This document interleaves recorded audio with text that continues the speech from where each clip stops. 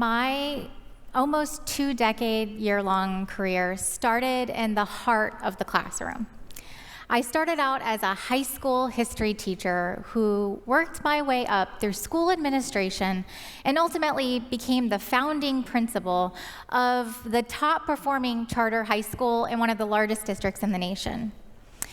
But today I stand in front of you as the co-founder of an AI platform that is designed to streamline lesson planning for teachers and provide a very personalized learning experience for students, but with a special focus on students who need special accommodations. Today, we are here to redefine learning for the next generation.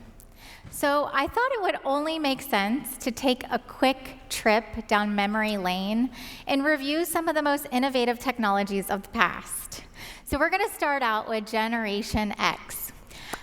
How many of you remember the excitement that you would feel when you saw that TV cart being rolled into your classroom on movie day? I can remember too. Or in math class, your teacher was sitting at that overhead projector, working through math problems, and occasionally using her elbow to erase the answers, right? So these were exciting first education technologies. And what was really, really unique is that it blended traditional learning with the power of imagery. So moving on to our millennials. I'm a millennial here, so I'm a little biased. I feel like we've seen a lot. Millennials were the first to see computer labs in schools. And I distinctly remember sitting in the classroom, hearing the sound of that dial-up internet, while I waited to be connected to the World Wide Web. No clue what that meant, but it was exciting. And now we have Generation Z. And this was actually the peak of my personal teaching career. And we saw things like interactive whiteboards and personal devices, which we were now able to provide teachers and students with feedback faster than ever before. And currently, we have Generation Alpha. These young visionaries amongst us are required to navigate both the augmented and virtual realities, all while competing on the robotics teams. Now, in all seriousness, this group of students introduced us to STEM-based learning and really made critical thinking the core of our focus of our schools. So you can see that a lot has changed over time. And we have to ask ourselves, what is next for Generation Beta? And I want to give you a little bit of context here. All of the images here from now on were all generated by AI just to symbolize the power that AI has. So here I am, the AI-generated version of myself, sitting at my computer, surrounded by technology, asking myself, how would I redefine learning for the next generation? And fast forwarding to present day, where I am the co-founder of an AI platform, it only made sense that today I would focus on the power of AI. In fact, that's what I do every single day. I oversee the development of an AI tool that's going to help revolutionize teaching and learning for students. But I found myself having a difficult time committing to that story. And it was because I felt that by focusing on a single technology, we were missing a core part of the learning and teaching process. And I went down this reflection of my past. So as a student, I loved school. And the problem with it is I wasn't always great at school. I grew up with a single mom who worked multiple jobs and really honestly worked her butt off to make ends meet. She wasn't really always there to help me. And there were teachers in my life that were there to motivate me and inspire me and to let me know that ultimately just trying my best was all that mattered.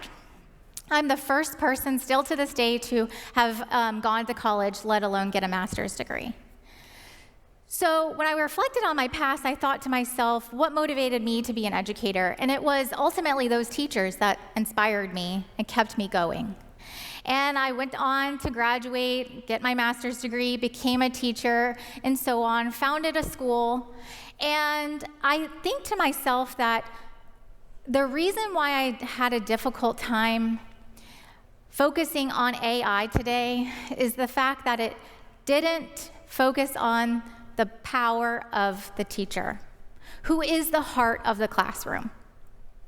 So fast forwarding to today, I, in no doubt, believe that AI will be a game changer, and I'm going to tell you how AI will impact the next generation. AI will give every single teacher a highly qualified teaching assistant that will help them create lesson plans, grade, and automate tasks that they spend hours and hours on. AI will give students the smartest tutor they can imagine at their fingertips. AI is going to help our English language learners and our special education students in ways we thought we would never imagined. I know this because I live it every single day. But let me tell you what AI can't do. AI can't be that teacher who brings the snacks to school because she notices the student doesn't have lunch. AI can't be the teacher that hugs the student in the morning because she can just tell they had a really rough start. And AI can't be the teacher that says, "You've got this," during the big test. So going back to the question today is, how do we redefine learning for the next generation? I don't think we do. I think at its core, teaching and learning is significantly human. And just like the overhead projector, just like the computer lab, just like the smart boards and the personal devices and augmented reality have all changed the learning processes. At its core, the most important part of the classroom is the teacher.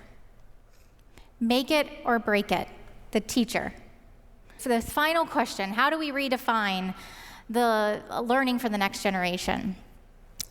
This next generation is going to grow up in a world where they have the tutor, the teacher has the assistant, and that is going to be the norm. I always find it mind-blowing. Today, I have a 5-year-old, and he is never going to know a world without being able to ask Alexa anything at any moment. So this next generation is not going to know a world any different than what I just described.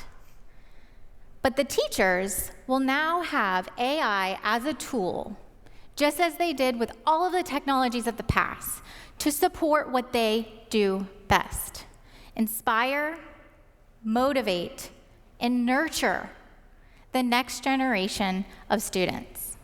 Thank you.